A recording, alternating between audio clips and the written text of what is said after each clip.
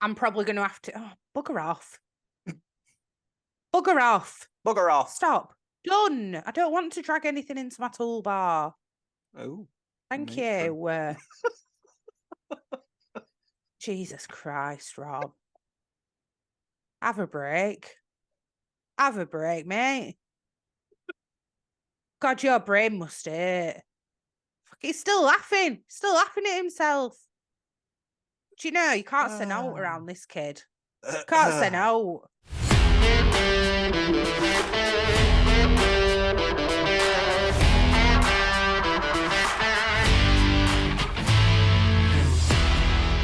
Greetings, EastEnders fans, and welcome to another episode of Albert Square After Dark, your weekly EastEnders podcast. This week, discussing the episodes broadcast between the 6th and the 9th of November 2023. Hello, my name's Rob.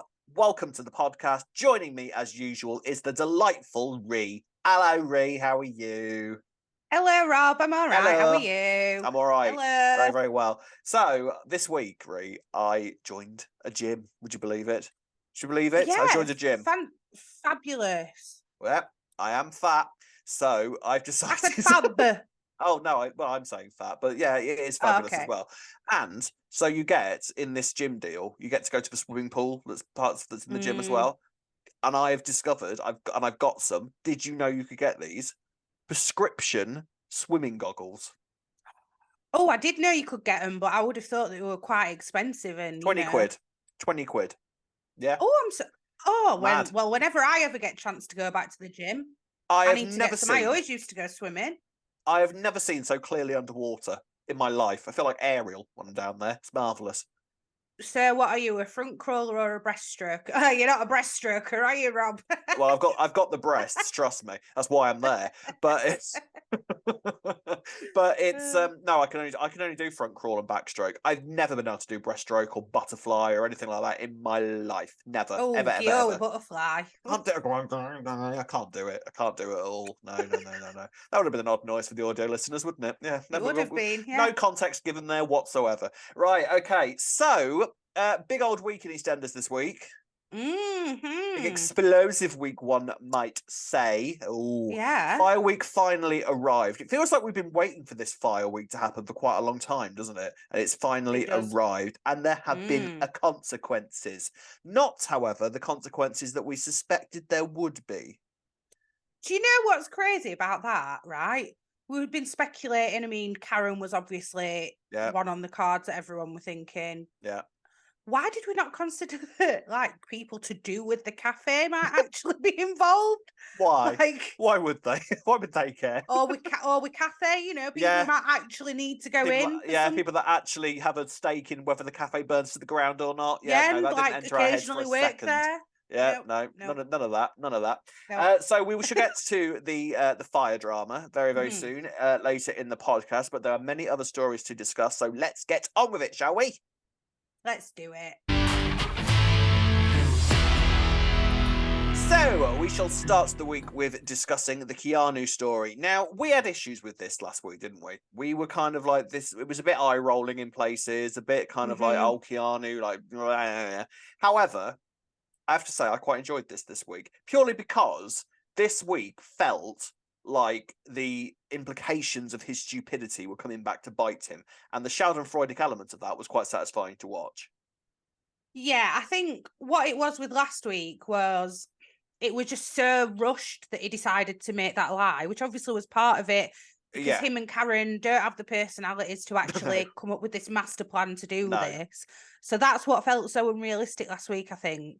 Then this week, because we're just dealing with the consequences of last week, weren't too bad. I did have a few little nitpicking things. Yes.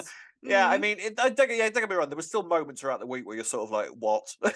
Like, you know, like the whole, definitely. Like when Karen went to go and get Albie from the park. That's what I was thinking, and went to meet Derek Trotter in the middle of the park from Only Fools and Horses. Oh, Del Boy. Can I just say, by the way, Malcolm on Twitter, he got himself a little bit of a fan base. Like, he's become, and I don't mean I don't mean like a normal, he was funny because I'm a fan, but I mean a fan base. Like, he is like the unexpected sex symbol of 2023 is Malcolm. I know. Hey, Every pot has a you lid. like what you like. Every pot has a lid. I don't know what it was. Like everybody, there was somebody. So people on Twitter were automatically thirsty for Malcolm. Hey, gives me hope. That's all I can say. So, we were very stylish. I'll give him that. It was very stylish. Well, not in an old-fashioned way, but retro way. Well, I don't know. Yeah, like he literally was dressed like Del Boy out of Only Fools and Horses, wasn't he? Yeah, exactly like that. But quite a funny character though. But yes, so I mean, it was one of those one of those things where you just kind of thought, really, people are buying this, especially once he got to the stage when Albie had been returned to the square and there was people actually talking in the pub saying, well, thank God Karen was in the park at exactly the same time as Albie was in there. Well, that's because they don't know about all the ransom stuff, do they? No, they I don't know what they thought were going on and why he turned up in his buggy. No. But the thing that got me the most is that Jean was in the park, right? We've got all these police and all these people out looking for Albie. Not one person spotted Albie on the way from Malcolm's flat to the park, and then with Karen from the park to the square. Not one person spotted him. Well, you were all doing a really bad job at trying to find Albie then, weren't you? Well, I'll tell you what, I was a big fan of the Find Albie squad. Because what do you need to find a child? High-vis jackets. That's what you need. I was loving that. I loved it. It was quite nice though, because I take the mick. However, again, another sense of the community feel that's been part of the show for so long. Like these days, you totally buy that everyone in the square would be like, right, okay, we need to find this kid. Fair enough. Like, do you know what? We'll all stay up all night and look for Albie. Fair play. It was just, it wouldn't even break a sweat with them. I like it. I like it a lot. I think when it comes to kids as well, people are definitely like that, aren't they? But what got me was Nish has been, the leader of all of this. For some reason, he's just took on that role, probably because everyone's too scared to go, I'm not doing what you say. Well, that and the fact that he just went through it with Nugget as well, I think was the thing. Yeah, of course. We were led to believe that because he had been... He's got experience, and we were led to believe that had put an extra sort of emotional layer to the situation for Nish as well. Yeah. Even though he knew it was crap as well, but yeah. But Sonia went to go and buy some biscuits and bottles of water, and Minute Mark didn't go, here, have them on us for everyone who was helping. Still trying to make a buck out of it, especially that bottled water. Caff was handing out hot coffees left, right, and centre. Exactly. Yes. And Elaine were offering drinks in pub. Yeah, I mean that's just the Panasars all over. Nishu's leading it. Nah. To be fair, though, even before Nish arrived, I can't imagine Suki would have done it either. To be fair, when she was in charge of Minute Mark, well, she still is, but yeah. Well, the Suki that's with Eve would, but the Suki that's not with Eve wouldn't. Yeah, no way. Yeah, no two way different Sukis there. Very different Sukis. So Albie is returned to the square. There's a scene with Dorian, which they at the start of the week where they sort of because Sharon is convinced that it was Dorian for understandable reasons, in fairness, because Dorian was acting like a big old hard gangster last week and was saying, "Yeah, I know where your kid is." So kind of put himself put himself right at the top of the suspect list. So they managed to corner him, and he's like, "Wait, what? No, your kid's gone missing. No, it wasn't me. I didn't do it. It wasn't me. I promise." Phil has returned this week at last. Someone reminded me on YouTube he's been on his honeymoon. That's why. Yeah, I saw that. I forgot about that. Do you know what? For future reference, they probably should remind us of that when characters have been gone for so long. Because we're thick. Because we don't remember. We don't always remember. I'd literally forgotten. I'd forgotten who Kat was. I'd forgotten that they'd got married. I'd forgotten all of that. Yeah, I know. All back. So Phil's back, and he is offering. And this is another very, very Phil type thing to do. Oh, what, you need 50 grand? Yeah, I'll loan that to you. We will never hear about that 50 grand again from Phil, ever again. We'll hear about it in the context of the fact that the Taylors have currently got it, but in terms of Sharon, we will never ever hear about that again. No, how rich is Phil? I need to know what Phil's net worth is. Well, it's all cash in hand as well, Rob. Yeah, so that's dodgy. So it's obviously from all the dodgy stuff. Do you think Phil is a millionaire? Cash. Do you think Phil is a millionaire? He can't be far off, surely, because he's always got 50 grand going spare. Yeah, true. Yeah, but he did go mental when Alfie lost 30 grand, absolutely mental about it. So if you're a millionaire, that'd just be 30 quid to him, surely. Yeah. Let us know. I'd be interested to know. Let us know in the comment section what you think Phil Mitchell's net worth is. I'm really, really interested. I'm dying to know. I'd like an episode one day where we discover exactly how wealthy Phil is. It can't be a millionaire. These days, though, if you in the business that Phil is in. I know a terraced house in London costs quite a bit, but you'd think he might, but then again, there aren't any really bigger options on Albert Square. So if he wants to stay local, I guess that's what he's going to get, isn't it? Yeah, there you fair go. enough. So Albie is returned to Sharon, obviously instant Yes. relief, and she is kind of persuaded by Keanu, and they seem to be getting back together again. However, Karen has got a guilty conscience, clearly. The whole pressure of the situation is clearly playing on her mind all week. I thought Lorraine Stanley was very good this week, I have to say. Yeah, I agree, actually. I thought she really was.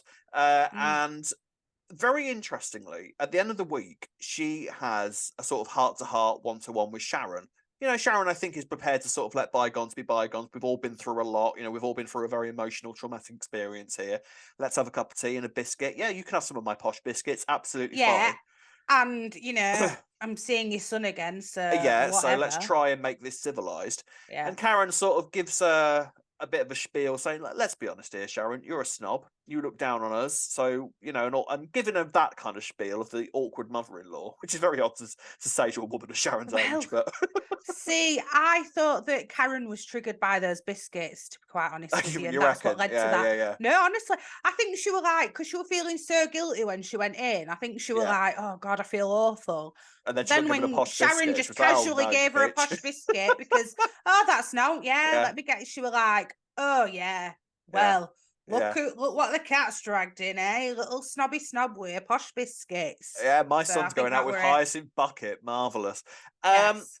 However, the end of that scene, you kind of got the sense that Karen was about to spill everything, didn't you? Yes. And then we cut away.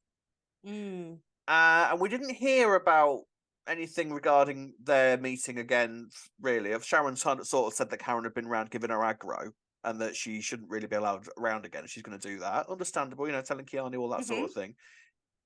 I'm suspicious. Oh, so you think Sharon does know? I wonder if Sharon's gonna start cooking carbonara again soon. No. You know what I mean, though? Like, I feel like she might be holding that from Keanu. I feel like Karen's told her something.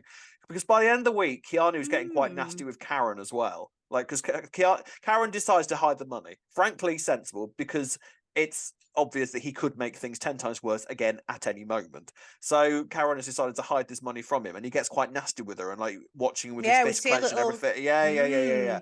Dark Keanu. So I wonder if she has confessed to Sharon, and now the pair of them are working together. I got that impression. But but I can't see Karen doing that against Keanu. I can't see her joining forces with Sharon like that, to be quite honest. Especially when she just flipped on her about the biscuits. Like, and I can't imagine Sharon being all right and going, oh, come on then, Karen, let's play along then. Let's not tell Keanu. We've seen Sharon play the long game before. We know that she can do it. Yeah, definitely. But whether she'd do that alongside Karen, who could potentially just tell Keanu everything anyway. Yeah. Go, by the way, I don't think you necessarily trust Karen in that situation. But I don't know, something about the way the scene played out. You may have a point. Made me wonder if Sharon potentially knows something. And how Sharon will like tell me it's not true when he walked in. Was she trying to kind of? Yeah. Well, that was to lead us along. That was leading us along a little bit as well, wasn't it? But I'm not gonna. I think she's going to be getting her pasta sauce out again. Telling you. I'm not convinced actually, because I just think that it's going to be that Karen's written out. She's going to take up rap for Keanu. Well, this is the other thing, of course, because we know that Karen's leaving. Is sort of, especially now we know that she has absolutely nothing to do with the fire. Because so she's not getting killed. Why did you think it? I don't know why I thought it. So no idea. Well, the thing is though, you think a long-term character, you can't think of a reason why they'd ever leave the square, and then some big explosive event is happening. You sort of put 2 and 2 together and come up with 11, don't you? True. But it's with Karen, I'm sort of like, so this is all clearly still connected. Your theory last week about her being basically arrested for everything that's going on here is a good one.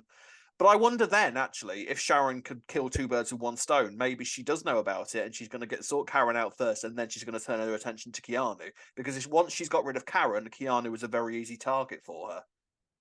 So...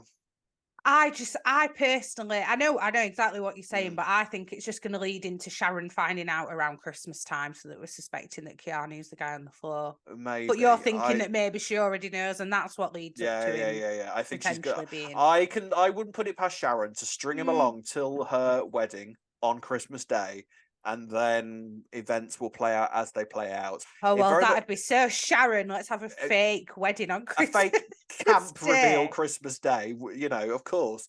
Yeah, I think watch this space with what Sharon knows at this moment. Yes, I do. Very interesting. Have you seen some spoilers, by the way? No. For next week? No, I haven't seen any spoilers for next week. I'll discuss that with you after in case it's too much of a spoiler that I've seen. It's an off-mic convo. Off-mic moment. All right then. So do let us know in the comment section below. Who are you agreeing with here? Do you think Sharon does know something, or do you think she is unaware at the moment? Leave it in the comment section below, or by sending us a comment or a message on any of our social media outlets. On to Sonia and Reiss now. Now, I have to say, there's elements to this that went completely over my head. I know, we're talking about IVF and injections and all that kind of thing. I'm not 100% clear what does what and how does that. So, fortunately, we have a mutual friend who was going through this situation. So, you have been asking your friend about what exactly was going on with this storyline this week. So, tell us the information you have discovered. So obviously we've seen Sonia having the injections in her stomach. So I've just double checked with my friend because I remember her saying something to me at the start of her IVF journey about the eggs being made bigger, but she said it's actually to do with it's to stop you ovulating. Yes. So that your eggs can gather. I don't know if that's the correct word. Gather. So that your eggs are... Yeah, so that your eggs are staying in your body, basically. These eggs can party on down. Yeah. And it's to make each follicle bigger, which in turn makes your eggs bigger, which makes them easier to retrieve once they get to that stage. And thereby easier to fertilise. Yes, and because you aren't ovulating. Sorry, I'm just reading what she's saying there. Because you aren't ovulating, you don't ever release any of the eggs; they just stay where they are. So and she's even said you have to be careful towards the end of the treatment, as your ovaries are so enlarged, you could end up twisting an ovary if you do something wild. Wild, like wild, wild, like I'll have to ask my friend what was classed paragliding. As wild. Yeah, my ovaries twisted. So basically, that's what Sonia's having done right now. Okay, and I do think we briefly discussed this before we started recording and saying, how from your male perspective, you just like, all right, well, she's having injections to make the IVF work. The end. Yeah, exactly. Yeah. Whereas for me, I don't know if that's because I'm more interested in it. I would have liked them to have maybe explained that a bit more. Yeah, because if you're going to the lengths to show us that she's having injections, could you maybe just have a little brief thing about what are these injections, and that's it. It doesn't need to be some. I feel like medical. Yeah, I feel like you could sort of kind of overkill with detail with things like this. I think the fact that we know that the injection was to make the IVF work, okay, and so the injection, I think the way it was built up to is that the injection was sort of like a key component in the next stage of the IVF process. And the idea basically this week was that Reiss was inadvertently putting a lot of pressure on Sonia because Sonia wanted her body to be able to provide, basically. So Reiss was being Reiss throughout the entire week and sort of making insensitive comments in the way that Reiss does. I love Reiss. I don't care what anyone says. He made me laugh this week. I do love Reiss. And I'm sort of intrigued. I still am very intrigued to sort of see where this Reiss-Sonia story is going, because it could go in a number of directions. So at the minute, I'm sort of just like, but Sonia, like we said, is feeling the pressure this week, and you sort of wonder whether she's having second thoughts about the whole thing, don't you? So it sort of felt like the injection was the moment where she committed to it fully, because you didn't know whether she was going to kind of go, actually, do you know what? Not the best idea we've ever had. Let's believe it a little bit. So yeah, I think I don't know. She probably is thinking, should I do this? I think she's just feeling the pressure so much because it is a big deal. And then Reiss even said, "Oh, we're not going to have loads of chances at this, so let's get cracking." Like you say, it's just being insensitive, Reiss, isn't it? Yeah. So, and it is quite, women do feel the pressure a lot more when it comes to having a baby because it's all on your body. Then, like she said to him, what if I have? What did she say? Chocolate or a glass of wine or something, I'm human at the end of the day. Like, come on. And I think actually it's very easy. It sounds like in the IVF, from what they were saying, it sounds like in the IVF world, it's very easy to there's extra elements of stuff that you're not supposed to do as opposed to just when you're just pregnant through normal ways, if you know what I mean. Like it's Mm-hmm. with the IVF, there's more ways in which it can go wrong, was the impression I was getting. So Reiss is there with like the back catalogue of everything that Sonia can't eat or drink. And so yeah, it's really putting the pressure on Sonia. And of course, you know, she is the woman. She's the one whose body has got to go through this quite dramatic process every single time this does or doesn't work. So it's no wonder that she's starting to feel a bit wobbly about the idea. So the moment where they had the injection, I actually thought was a really sweet moment where sort of Reiss did it I for did. her, kissed her stomach better, where he just put it. I thought that was lovely. I thought that was a really, really nice moment. And I love these two together. I know it's all going to go wrong further down the line when Sonia finds out about where this money is coming from. It's all going to go cataclysmically off the rails from here. But at the moment, I'm sort of looking at them like, you two are adorable. I know Reiss has got this dark side to him, but I do not care. He's the pair of them just make me... I thought that was a really nice moment as well when he gave her stomach a kiss where he just injected her. Yeah, and I think a lot of couples who have IVF feel like it's quite important that the partner does that because it's like a way for them to be involved as well. Absolutely, yeah. So I think it's nice that they're showing that, actually. I think it's really good. However, you know, we were saying we love Reiss and everything. I am seeing this dark side now, and I think it's just because I've been influenced by everyone else who's saying it's your fault. Your fault. What? But I can kind of see it. This week you were seeing it. Yeah, maybe that's my female perspective, but female intuition. It is the perspective because when he told Sonia to get a decaf latte, I were absolutely fuming for her. I were raging for her. That to me was too, and I know that he's not doing it on purpose, but then it's like if you're that unaware that some of your actions can be perceived as a bit controlling, and I know that's not what he meant to do, and I know that it was just him being like, no, you should be on decaf. I don't know, something outraged me about it, and then I'm like, oh. I mean, I think the whole thing with that is that it's just he has no idea sometimes, like how he's coming across, isn't it? Like I think that's the key thing with it. I know what you mean completely, but I think it's just that it's just demonstrating how just completely and utterly clueless he is. You know, even within that scene itself, you know, everyone's kind of fretting about the fact that Albie's missing when they're all standing in the cafe, and then he starts going on about this song that his dad used to sing to him when he was locked in the loo, and then later sings it on to Sonia as though that's going to cheer her up. You know, but he does cheer her up. To be fair, that's it does. She was like, "Oh well, I love you because you just, cheered everyone up." Oh yeah, so, but then he sings it again to her later when she's coming out of the Vic loo when she realizes she's just come up here and she's like, "Shut up, Reiss." You know, so it's that sort of this. But I think this is why these two are so perfectly matched. I can't imagine anybody else in the square with Reiss. No, I can't actually. Sonia has got the right level of patience for him, which I think is really kind of key to her character. I liked that moment with him with George in the Vic, actually. That were a nice little moment. Yeah, when they had that conversation about did he say getting her in the mood? And then he just obviously Yeah. But yeah, that was a nice little moment as well with George and Reiss, I thought. Yeah, I do like Reiss, and I like his role within the community. I feel like the majority of the square with Reiss at the moment are sort of just like, it's Reiss, isn't it? Like they've sort of accepted him into the brood. They know what he's like. They know how awkward he can be. They know how insensitive he can be at times. So they just sort of allow him to be himself without giving him too much aggro about the situation. I can't help it. I love Reiss. I really, really do. I do. I still love him, but I was angry on Sonia's behalf. Because but actually, I think you understand because of the amount of the pressure that she's putting herself under. She's stressed enough as it is. She doesn't need that extra level of aggro. Yeah, is the like, thing. let her have a coffee, man. Yeah. Like she's a nurse as well, she's got a lot. She needs a caffeine at the minute. Yeah, and she stood up to him at that moment as well, didn't she? She made it quite clear that she did not appreciate that. So I think that might get tiresome for her though, having to constantly explain where he's gone wrong. I think that'll get a bit tiring for her. And then, like you said, when she finds out where this money's come from, I have no idea how that's going to go. No, there's so many ways badly. in which badly is the answer to that. Yeah, there's so many ways in which it can go, and I am excited to see how it plays out. Right then, ladies and gents, next storyline.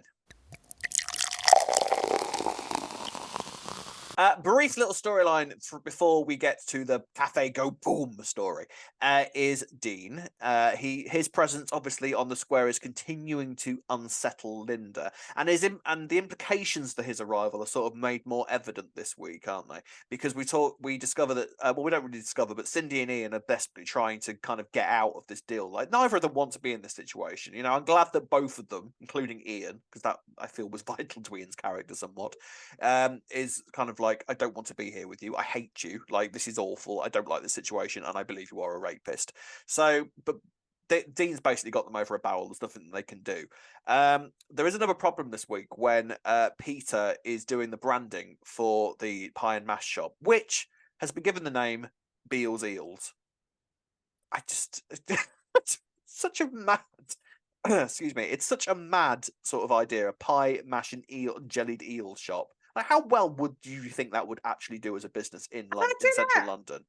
I don't know. Like, jellied eels are kind of a signature thing for down in London, so it totally makes sense as a brand. Have you ever tried jellied eels? No, have I? Egg? No, I think they're worse. No, neither can I. That to me feels like something that you eat because you are supposed to, because you are from the East End. Like, no one would choose to eat jellied eels, surely. Who came up with that? I've tried very fresh octopus, and that's really nice, but I'd give that a go. I would give that a go, but jellied eels just doesn't sound appetizing. No part of that sounds appetizing whatsoever. Jelly and eels, like, jelly is supposed to be something like made of strawberry or raspberry that wobbles on a little plate. Nothing to do with an eel. I just think that I don't know. I think there's a novelty value there that could work in London, to be honest. But I mean, I agree with Ian when he's talking about sort of like the nostalgia and the fact that it's as an East End sort of staple. If you've tried jellied eels, please let me know in the comment section what it's like. What exactly is it as well? I don't think I've even seen what it actually looks like. What does it taste similar? What does it taste of? Yeah, let us know. Yeah. Please let us know in the comment section below and tell me how awful it tastes. It doesn't sound nice, I have to say. The pie and mash thing, on the other hand, I'd be all over that. I'd be in that shop every day, to be fair. I've got a bit of a taste of pies recently, pie and mash. I do like it. I don't even say it because but I hate pie. Do you? Yeah, I can't stand pastry on it. So you're not like... I try not to say it because I feel like I get judged when I say to people I really don't like pies, but I really don't like pies. Yeah, it's true. I think I don't like the pastry. Yeah, I'm questioning our friendship, and you might not. So see I wouldn't Ree, be frequenting there. This might be Ree's last episode, to be honest. So thanks, Ree, for all 30, like pie. for 30 weeks of service. But yeah, I think this time we went our separate ways. All right. Right. So yeah, Peter's doing the branding for the deal, and Gina discovers this and basically says to her, right, well, as far as I'm concerned, me and you there's no contact between me and you whilst you're working with him. Simple as that. So Peter goes to him very nobly, I thought, and said, look, no, I'm done here, which Dean initially seems to sort of accept, although you sort of instantly kind of like, well, he's clearly planning something. So he goes to Peter later and basically sort of manipulates him into still working for him, and Gina sort of sees them shaking hands. So that fallout will continue in the coming weeks. Well, is it really him working for him? Like, it's more working for his dad, isn't it? Yeah. But I think maybe we should have just seen that Peter was giving these designs directly to Ian, and that he's not actually working with Dean. Like that, he didn't really need to give them to Dean. If he's doing it as a favour to Cindy and Ian, then he should have just given them to Cindy and Ian. Obviously, they weren't there this week, and we wouldn't have the scenes of him being with Dean. No, but I don't see why he was working with him directly anyway. Yeah, but I think also the implication as far as Gina is concerned is that she's obviously not really talking to Cindy at the moment, because their relationship goes up and down quick, more than a roller coaster. And at the minute, we're in down mode because of the fact that she is working with Dean. So I think that sort of adds on to it as well. So in Gina's mind, it's like, we are working with all my enemies right now. So it's this whole thing with Dean, it's just interesting. However, I have a theory. And I didn't land on this theory until I was doing editing last week and was sort of putting the trailers together and all that kind of thing. There was a scene last week in the Vic with Anna, okay? And do you remember when they were in the Halloween party and she was being a detective? And her and Zach were having this really random conversation saying, oh, I bet it's you. I bet it's you. Because Elaine had earlier said in the episode, we've got a murder mystery coming up. Do you remember that? Yes, and then there was just again, a really random little scene with Zach and I think Zach Whitney and Anna. Anna. And they were kind of throwing this kind of theory around, going, well, it can't be her. It can't be her. I'm telling her she's to do with it and all that kind of, and Anna sort of just like, oh, maybe it is me.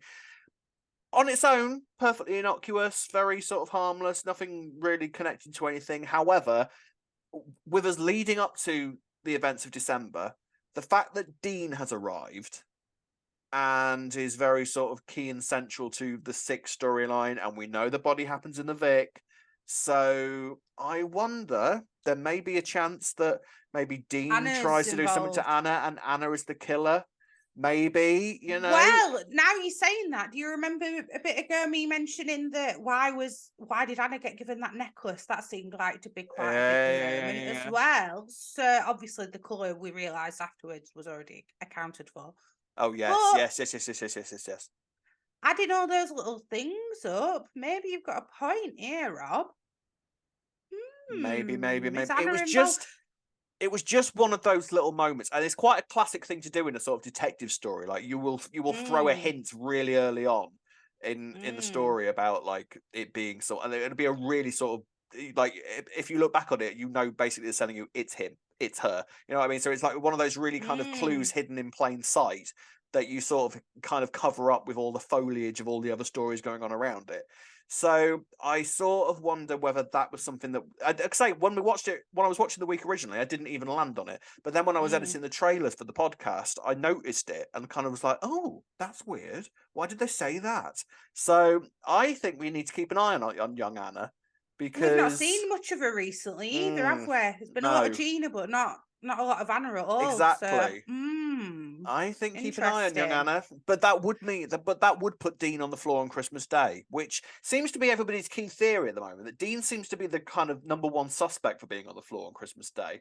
I still don't know whether it's too late in the process for Dean to be the body. I'm not sure. But having said that, we've got like 40 odd days until Christmas. There's a lot of story you can fit into EastEnders in that time. That's like over a month's worth of story, and we know how much can happen in EastEnders in a month.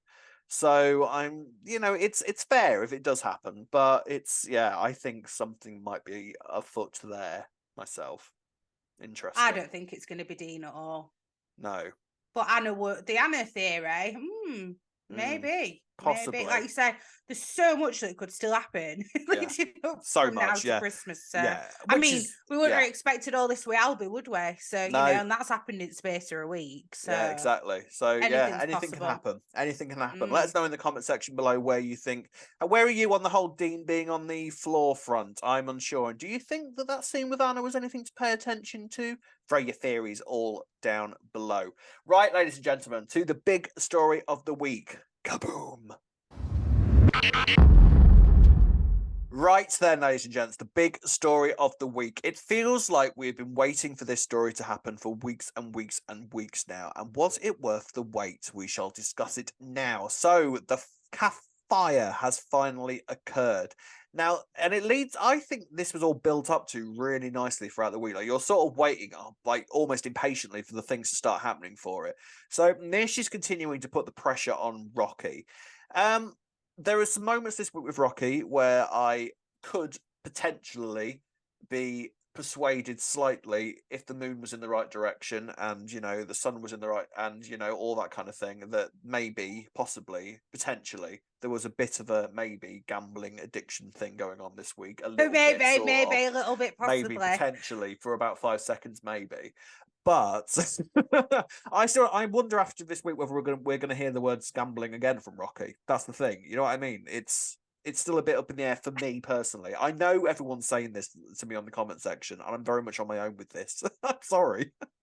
I just don't see it. Right. I definitely think they were trying to show you had a gambling addiction this week. I mean, that scene where he was just constantly, every time he won, putting more and more money on. Yeah. That's the scene that got me kind of like, oh, okay. And then he said to Olga, like, oh, I'm not daft. I know when to stop. And she's like, yeah.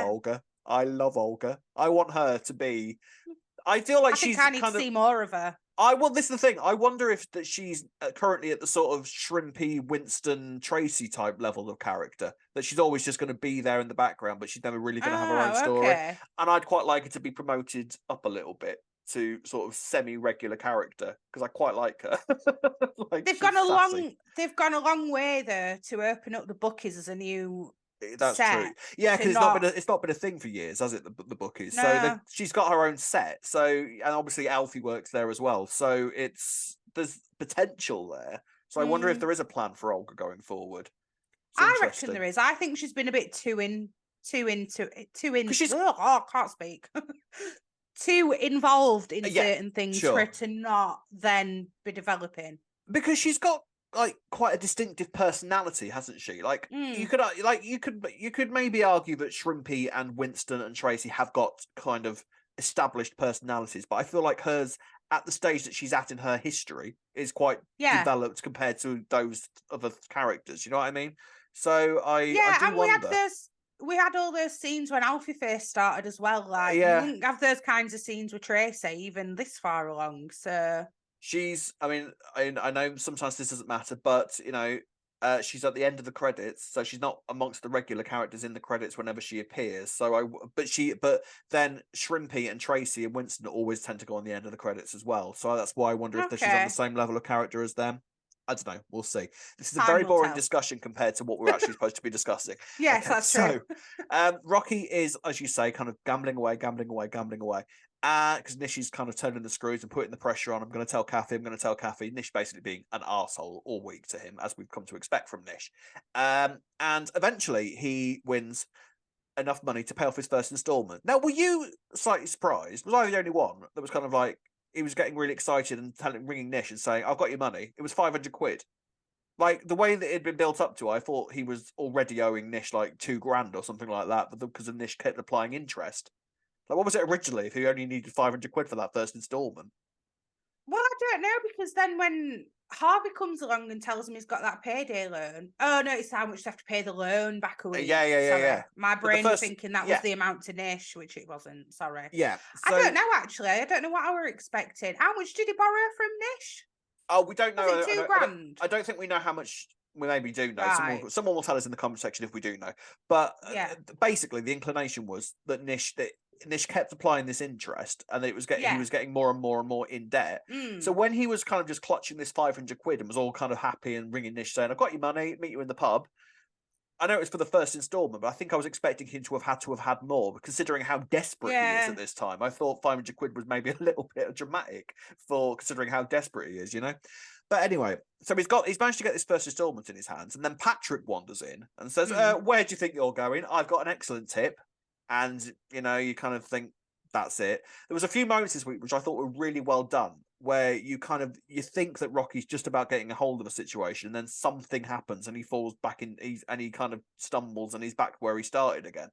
And that was this, where he loses the money on this really bad tip that Patrick gives him, and he's just getting more and more desperate throughout the week. Yeah. Now, go on. Go on. It's what's also going on is we know that the electrics are a little bit dodgy at the Caff. Kathy gets electrocuted no less than 3 times this week. No less than 3 times. And every time she lets out a little screech because she keeps going for the same plug and it keeps sparking and giving her an electric shock. So you can kind of see Rocky's thinking. He looks at the plug and kind of like, well, that's a nice way of getting all this money together. The Caff clearly needs to explode. What I was a bit confused by was when Nish spoke to him at one point during the week when he was in the car lot and said, right, there's a car out there, steal that, sell it, and we'll call your debt off, which was lovely, not a bad idea. But Rocky decides, because Jay returns at that point, Rocky decides, I can't do that to Jay. Quite happy to blow up my wife's Caff, my wife's business, but I can't steal a car off Jay.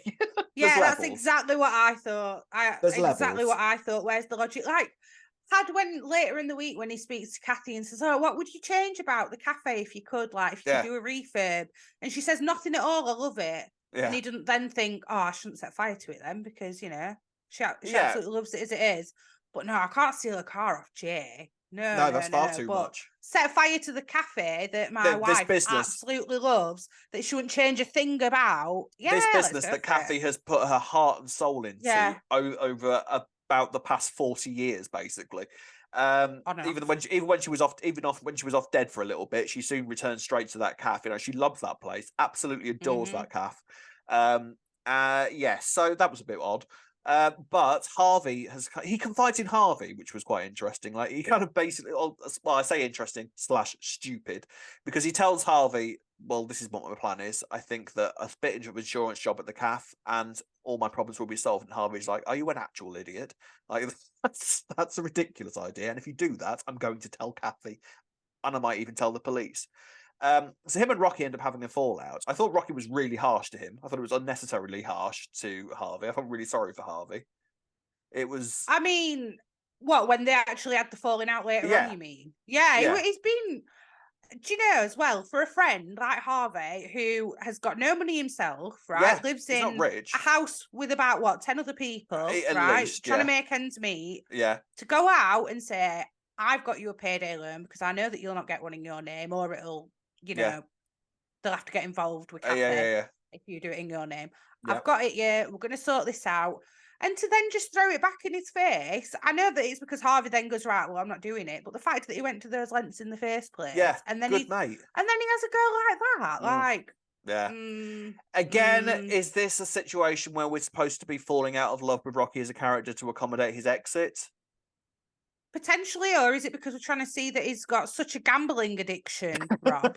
Yeah, maybe that might be it. That he'll say anything to his friends because he's getting so defensive about him, saying anything about him gambling. Well, it is the gambling that kind of persuades Harvey, why am I doing this for you? You're clearly just going to gamble all my money away. Because Harvey's original idea is like, well, surely it's better for you to be in debt to me than it is to Nish. We will set up a payment loan. We'll do it between us. Everything will be absolutely fine. And the pressure massively gets taken off you and you haven't got a potential murderer after you. So that's a great idea.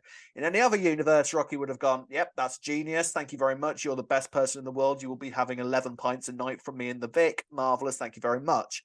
But we say the gambling messes it up, and then he shouts at Harvey and it all goes terribly wrong, getting us to the point where he has left with no other option in his mind than to go in the Caff. Did you learn how to set fire to a building from doing this? Because I learned some stuff. Excuse that I've missed something, and I don't know how, because obviously I've watched it very in depth. But obviously he goes to the cafe, he fiddles with fuse boards. I know how a fuse box works, by the way. Definitely do. And obviously he puts the toaster on, puts toast in to make it look like when they forensically analyse it that someone went in to make toast. Yeah. Okay. Yeah. But then when Harvey sees him later, sorry, I'm skipping ahead, at Walford East, and he says, you've got changed and you stinker aftershave. So did he pour gas around as well? Because I missed that if he did. No, I think it was because he might smell a smoke. I think because the fire was starting as he was leaving. Only so just there, but yeah, I know. Yeah, I know. I don't think it was. I think it must have just been because the petrol and stuff would have been instantly seen by forensics, so they would instantly know. Yeah, that's what I was thinking. So I didn't understand why you said, you've got changed and stinker aftershave. So I'm assuming it was sort of maybe he was going overboard and trying to cover up, and also he was going to Caff he was going to meet Caff in the restaurant later anyway, so he wanted to get changed, and there's a few different elements. I think that didn't enter my head in terms of that felt a bit weird. I think maybe he was over paranoid and thought, well, I'm going to smell a smoke, so I need to change my clothes or something, And also the fact that Harvey is the only one that actually knows what's going on, so he would have noticed that as well. So I think it all sort of landed on that in that respect, I think. But so he does the toaster thing and a fire starts. He gives himself an electric shock and the fire begins, and he runs out the Caff and goes to meet Caffey in Walford East. Fire is growing. Meanwhile, Peter and Bobby. Peter sends Bobby out for crisps. Bobby reluctantly goes and spots the fire going on in the Caff. Runs in and gets locked in. He gets he manages to get. Now this I actually thought was quite clever the way they did this. Some of this, because he puts the fire out at first, and you kind of think, oh no, that can't be it. Surely that can't be it. Surely that can't be it. He inadvertently knocks the gas on whilst he's trying to look for a fire blanket. And then did you miss this? Somebody else. I saw a few people missing this online. Yeah, he's when he's looking for the fire blanket, he knocks the gas on. And then that's what causes the explosion. That's what caused the explosion. Yes. That was the other reason why I was wondering, is that why Rocky stinks? Is it because otherwise how did it explode so much? And then I thought I was just being thick and not understanding about things. No. Right. It's not, it's quite a quick, it was all quite quickly edited, but when he's looking for the fire, I think there's another fire extinguisher. Well, once he's trying to find some sort of fire detergent. Thought that were a fire extinguisher, because the first one he can't unclip. So then he goes for another one, and I thought, why is that relevant? And still missed it. Right. So the gas is on at this point. after he's put the fire out, and he's all sort of proud of himself. Marvelous, yeah, I'm a hero. Yes, you are, Bobby. To everybody, you are the hero. We love Bobby. But then he's kind of like, right, well, I need to see what damage has been done here. I can't see a thing. So the fuses have clearly been kicked out. So I need to turn the lights on. And the instant that he turns the lights on, it creates a spark and the Caff blows. Great explosion, really nicely built up to. And I was absolutely sort of floored by it. The way that it all played out, was not expecting Bobby to be in there. Was there a moment where you thought, oh my God, they've blown up Bobby? Bobby's dead. Yeah. When it first happened, I thought, no, wait, how are they going to make him survive that? It's just literally blown up. It was a big explosion. How has he survived it? Yeah. Really big explosion. I thought if anyone's in the middle of that, you're a goner. Well, surely. Bobby does. Bearing in mind, there was a bit of confusion because how Bobby ends up where he ended up, I do not know. Because he starts off by the door, setting the fuse box off, and then this explosion flies him across the other side of the Caff underneath a table. Well, it could have though, to be fair, with how it's exploded. I know what you're saying. No, I mean, I'm not going to argue too much with this because I saw people questioning this, and my answer to that is, have you ever been in an explosion? Do you know how far you fly when you get blown away by a gas explosion? No, you do not. So, and it's only a small cafe, so you know, it's not like it were that far, really. It wasn't that. Yeah. It was just I think the weird thing was it was an odd direction. Like, surely where he was standing, he would have just gone through the windows. But hey ho, who cares? It added to the drama. We like that. You know, it's fine. It's fine. It's not a problem. Again, really nice stuff with Peter because this. I think it was cemented already, but Peter genuinely terrified. My brother's in there. I need to save him. Those two are fine now. I love Peter and Bobby's relationship these days. It really works. They fixed it. That's fine. That works. Clennis has done his magic again there. Agreed. But Peter runs in, realizes that Bobby must be in there. Rocky follows him in because he's realized, oh my God, what have I done? So follows Peter in, and then the ceiling caves in. It's all very dramatic and sort of explosion filled, and I loved it. I love it. I love all this sort of thing. I was trying to remember when the last big fire episode was, and I'm struggling. Surely not when Phil set it on fire, the Vic. No, what about when Dawn and the crazy doctor lady and the baby? That was before the Vic fire. Was that before the Vic? Yeah, that was way before the Vic fire. It were, yeah. The only other fire episode I could think of was when Alfie set fire to Cat's house. Or set fire to the cat around 2015. Do you remember when she was all scarred for a week? What about when Tommy got trapped? Oh yes, of course. That was the last fire episode. The Mitchell house being on fire. Yes, well done. Yes. So it's been a while since we've had like a explosion and fire and pyrotechnics. Yeah. So, and it was a good explosion because it was all set at night, and explosions look amazing at night. You know, perfect. Definitely. Thank you very much. Bathed the square in sort of orange glow and fire. Again, love the community stuff. The stuff in the Vic was nice. Everyone's kind of having a drink when they hear the explosion. Elaine's thought instantly, oh my God, a bomb's gone off. Well, you would there, to be fair, especially in London as well. I would think they're on alert if they hear something like that. Yeah, an explosion. That is what your brain would go to. Terrorists have bombed our local greasy spoon. Yep, that's happened. Marvelous stuff. So Rocky, Peter and Bobby are now all unconscious under the rubble of the Caff. Kathy is feeling absolutely racked with guilt because she should have got an emergency electrician in. And yes, she should have done. To be fair, you should have actually. Definitely should. Well, what I thought is, when did she last have her pat testing? Because clearly she's not had it done recently. There were no stickers on anything. No. You know, when you have a business, you have to get everything tested by an electrician for such things, so such things don't happen. And then once they've certified it, you get a little sticker on your plug socket and a tick. I mean, I'm guessing that in this sort of business, as soon as your plugs are sparking and shocking people, then that business needs to be shut until you've got it fixed. Surely, is it? And would her insurance be void as well if she knowingly had an issue that were going on for so long without getting anyone out to look at it? That's going to be, they can prove that because insurers will do anything to not pay out. So I don't think she's going to get it. Exactly. And how many residents of the square have seen the plug sparking, and see, like Sonia kind of gave her a bit of medical treatment this week, for God's sake, because of the sparks. Can I ask something about Sonia and her medical treatment? Yes. Is there a reason why you encourage somebody to drink more fluids once they've had an electric shock? Because it's shock. It's shock. He's dehydrated. I don't know. I assume it's got something to do. I just thought that's a weird remedy. Drink. Well, I heard Bernie like, Kathy, it's just something you do there, to be fair, in these situations. Have some water. Kathy got a shock. Kathy got a shock, and Bernie went, "I'll get you a glass of water." And I thought, yeah, that'll help. Yeah, that'll sort her out. But it is what you do. You do like, get them a glass of water quick. Get them a glass of water. They need a water. Her hands on fire. Get her to drink that. It'll numb the burning. So Peter and Bobby, by the end of the week, they're in a critical condition, and we're sort of led to believe that one of them might not make it. I'm not having either of them die, thank you very much. Same. I genuinely, this week, even before the fire, we had a couple of shots of Rocky, and I thought, he's going to die in it this week. Rocky's going to die in that fire. I was convinced.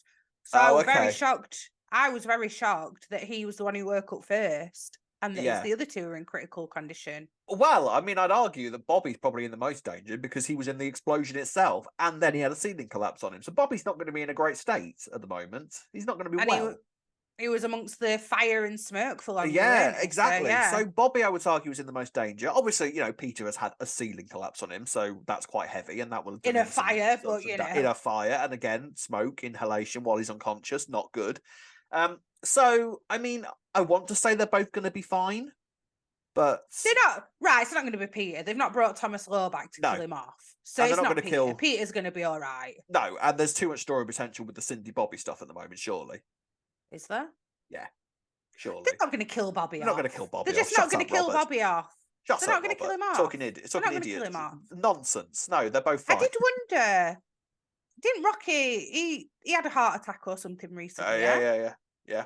So maybe he's okay now, but then they're going to see the after effects of it, and maybe it will give him a condition and he'll go that way. You reckon Rocky's way is that he's going to die, basically?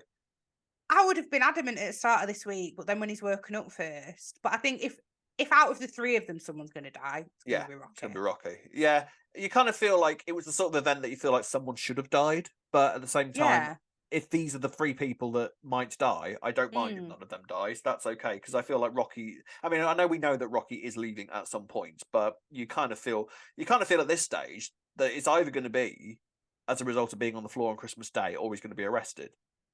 Yeah, I don't think there's any need to kill Rocky off. Like, I feel like he'd be a weak suspect for the floor. I feel like Caffey wouldn't kill him for this unless Peter or Bobby died, which again feels unlikely. So maybe his gambling addiction that we maybe it's going to spiral and spiral and spiral when he does get out of hospital. Maybe, yeah. We were talking earlier very briefly and said, we don't imagine he's that addicted that he'd get out of hospital and go straight down to the bookies. Straight down to the bookies. maybe he does, Rob, and it keeps spiraling and spiraling, which gives Kathy more of a motive to want to hurt him at Christmas. Maybe, and that's how it happens. And he don't get the insurance money after all, and he still carries on gambling. Yeah, maybe. I will hold my hands to all possibilities. But what I do think you're right in is that I don't think she's getting that. They're going to get that insurance money. I don't think he's thought this through at all. So Nish is going to continue to pile on the pressure. Maybe puts Nish in the line for Kathy. So there's also it's all intertwining very, very nicely at the moment. So it's all very exciting. So I liked the fire. It was nice. It was a nice big sort of event episode. It was good.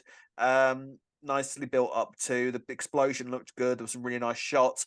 I really liked the moments where the camera was going a bit sort of like it was like it was a documentary at one point, wasn't it? Did you notice? Yeah, it was very realistic when the paramedics were there and the fire brigade. Yeah, I thought that worked. Yeah, it might have been nice if they'd have just done that throughout the entire episode to sort of like slot them in like throughout the entire episode. But I think that the shots themselves, when people are getting pulled out of the building and all that kind of thing, that works really nicely. Do you think we're going to get like a new Caff set as a result of this? Well, surely. But then Kathy said that she liked it as it was, so exactly. She's going to try and just replicate it exactly. And I'm sort of reminded of. Do you remember the Rovers fire a few years back when Cindy lived there? Yeah. Like that burnt the Rovers to the ground, and yet it looked exactly the same when it was put back together again. So I wonder if that's going to happen here. Well, have you seen the behind the scenes of the fire that EastEnders have released? Yes. Did you notice how they said when they were doing the interior shots, they just got a new set? So it's not like they did it in the cafe set. Yeah. So as far as we know, the actual set for the cafe is completely untouched. So it makes sense maybe for them to. It might be. Would you like to see the it's been replicated? Would you like to see some changes done to the Caff? I think it's modernized in a way that it like how it was already without losing what it actually looks like, the cafe. Yeah. If it ain't broke, don't fix it, and I don't think it's broken. But if it ain't broke, don't burn it down. Well, yeah, and that. But if you go into a cafe in real life, it would be a bit more modern than what we're seeing. We'll see. I know, I like it. Yeah, we'll have to wait and see. I don't mind a new set. I think it might be quite nice, but you sort of wonder, because Caffey's clearly going to be key behind the designing of it, so I wonder whether she would change it all that much. Have to wait and see. Very exciting. So we'll have to wait and see how Bobby and Peter kind of get out of this. It's going to be interesting to see what Ian and Cindy's reaction when they get back. I can sort of see Cindy strolling straight into Bobby's room and taking his ventilator to give Peter extra oxygen or something like that. She's not going to be that bothered that Bobby's nearly on death's door, but Peter, she will be. I do wonder now about the relationship between Kathy, Ian, and Peter, and all that kind of thing. That's going to cause problems, isn't it? Because they knew about the electronics, so why didn't Kathy ring the electrics and all that kind of thing? So it's going to cause issues there. Unless Harvey comes clean to Kathy as soon as possible and says, you know what, Rocky started this. Yeah, this is the key component, isn't it? Harvey is the sort of ticking time bomb in the situation with this, isn't he? So it's going to... interesting. And then one final parallel, obviously, is the fact that this is now the second Cotton who has blown up the Caff. Of course. Nice That's nice as well, you know? Yeah, we love it. Love it, love it, love it. So, have you got anything else to say about this story, Ree? No. Marvellous. So, yeah, I really enjoyed it. Good week. Nice stunts episode. They're all really well done. Gold star? I'm torn. Yes. A part of me wanted to give it to Gina just for that little conversation with Peter. Yeah. But I'm too pro Gina. I'm going to save that because I'm sure I'm going to give it to her again. She'll learn it more, yeah. She'll learn it, yeah. But I love Gina. I really love Gina. Gina's great, and she's getting stronger every single week as well. She's definitely. really good character. Then I'm torn because I thought Bobby did very well in the fire. Yeah. Very well. Yeah. Or Harvey. But I think I'm actually going to have to give it to Harvey for being such a good friend to Rocky. That's good. Yeah, I like that. I'm going to give mine to Bobby. So Harvey and Bobby for our gold stars this week. And thank you to the person who is keeping count. It will be relevant. Thank you. Thank you very much. It will be relevant, don't you worry. Right then, ladies and gents, on top of all the madness that occurred this week, we have also had some news. A character is returning, but not as you once knew them. So let's have a look at the news and comments from you guys. So, ladies and gents, we have an announcement for this week. Jack Branning's daughter, Penny, is making her way back to Walford after 15 years of living abroad. According to the BBC EastEnders Facebook page, having always had a fractured relationship with her dad, Jack, Penny has been living in France with her mum, Selina. Now she is on her way to Albert Square alongside her cousin Lauren. But just what brings the two back to Walford now? Rising star Kitty Castledine has been cast as Penny in her first major television role after graduating from the London Academy of Music and Drama this summer. Chris Crenshaw has said it's been a long time since Penny Branning was in Walford, and she's a very different person from the one our viewers might remember. Kitty is a terrific addition to the show, and we're looking forward to seeing Penny back in Albert Square. Ooh. Now, do you have many memories of Penny? Do you remember Penny? Yeah, I remember Penny. She's now, like 6. I don't know why she's coming back as an adult. Well, my memories of Penny, my lasting memories of Penny, was that she was a miserable cow, even as a kid. She was hilarious, actually. She was because she was down and so angry. Was she very cynical as well? Yeah, like really cynical. She was quite cynical. Yeah. So I hope they keep that side of her because that was funny. But she is returning with Lauren. Now, why the hell? There's a few theories going around at the moment because the picture that there's a promo picture of both Lauren and Penny, and they're both dressed in black. So the theory is that they're coming back for a funeral. So Is I this a think it just funeral? looks smart now. Is this a funeral because of the who goes on the floor on Christmas Day? No. Who could it be? No. No. Well, we don't know. We don't know, but it's very exciting. Oh, sorry. I thought you meant because of what's just happened in the cafe. Oh no. No. That's why I was. No. But possibly, like maybe something's gone on there. We don't know. But this is exciting. I think this is going to add something new to the Denise and Jack dynamic, so that's good. And it's and then bringing Lauren back as well. Max is surely just around the corner. Surely. You'd think, but we were suspecting that he might come back with Lauren, but he could come back later down the line. I don't think they'll announce Max coming back. I think it will be a surprise reappearance at some point. I hope so. Around Christmas time.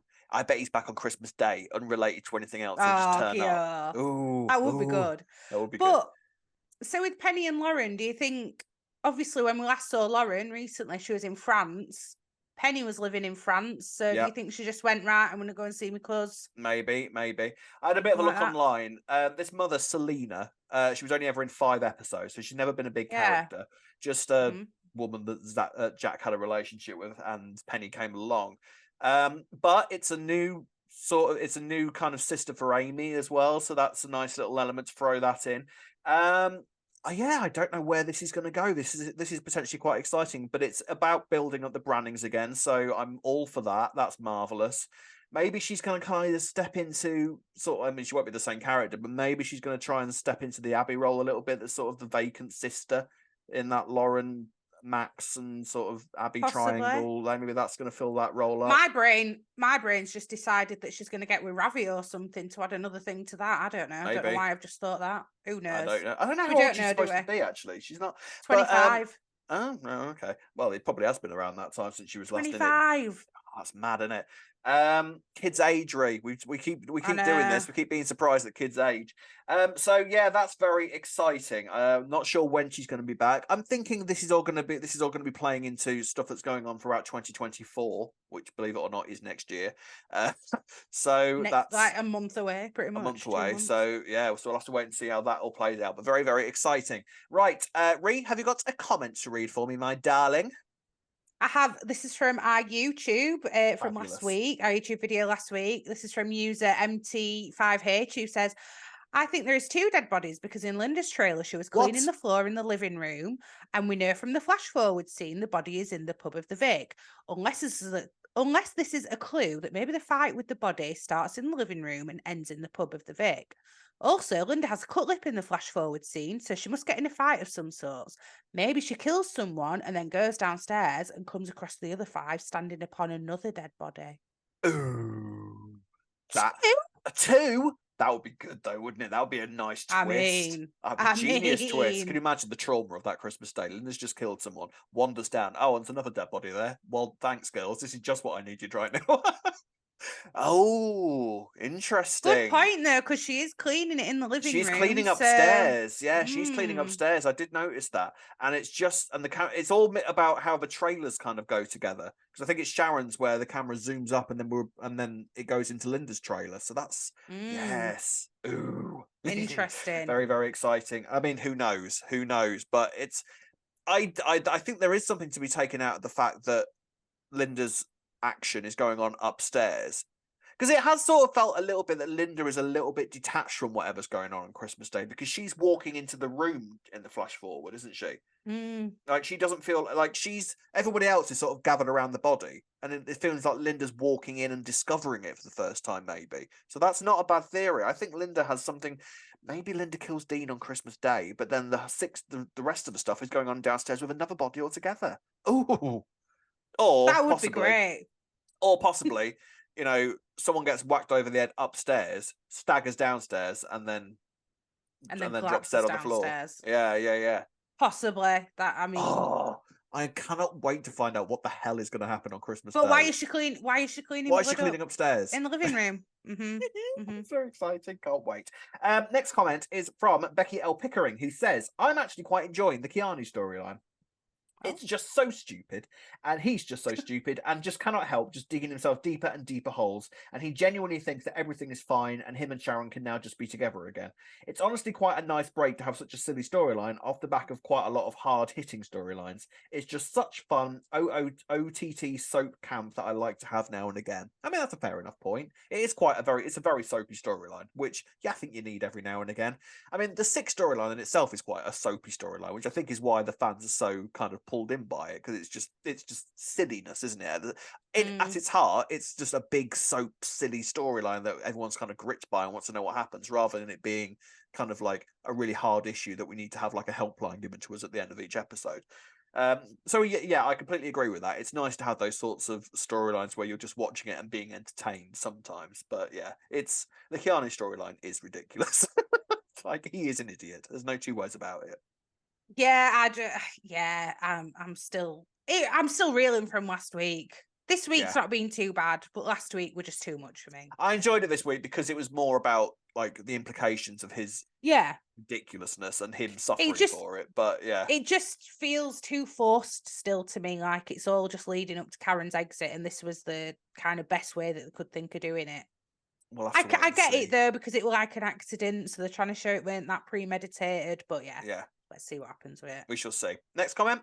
Another one from our YouTube channel from Emmy from Mars, who said, I'm in hospital at the minute, been here 8 bloody days. Cheered me up hugely to see my favourite podcast posted. Love you both. Oh, I just wanted to say, get well soon. I hope you're out. Yeah, get well soon. I hope you're out now. I hope that's all the thing in the past now. But if you're still in hospital, get well soon. Hello. Hope you're okay. Hi, Emmy from Mars. And thank you for your kind words, because that does actually make us doing this every week feel worth it. And we get a lot of nice comments, but stuff like that now and again is a nice boost for us. So we hope you're feeling okay and get very well soon. And if you would like to send us a message or a comment or a question, ask us a question. We don't get many questions about ourselves. Feel free. Might not answer it, but depends how personal you get. But you can do that by doing any of the following. You can find us on Facebook at Albert Square After Dark, on Instagram and Twitter at E20 After Dark. You can like and subscribe on our YouTube channel at Albert Square After Dark, and find us on all your favourite podcast sites. Drop us an email at e20afterdarkpodcast@gmail.com. And if you'd like to buy us a coffee, you can do so by going on buymeacoffee.com/E20 After Dark. We're going to get to a stage where you know that off by heart. One day soon it'll happen. You'll be able to just reel that off in your sleep. What are you talking about? I weren't reading that. I did just reel that off. What are you on about? Nah. Spoiling the illusion, Rob. It wasn't an illusion. That's not an illusion. Don't you worry. No, you will be able to. I swear to God, it will. You'll say it enough times, and it will just reel off in your head, and it'll all be beautiful. I'm telling you now. But you read it very beautifully. Has to be said. So next week, everybody, we discussed the Sharon storyline at the start of this episode, and it seems that next week we know that Albie is having to go to hospital for blood tests. Yes. Will those blood tests throw up a few questions? That's all happening next week, and I'm very excited about it. So we'll be here same time next week, and we hope to see you there. Until then, it's goodbye from me. Goodbye from me. Goodbye. Bye.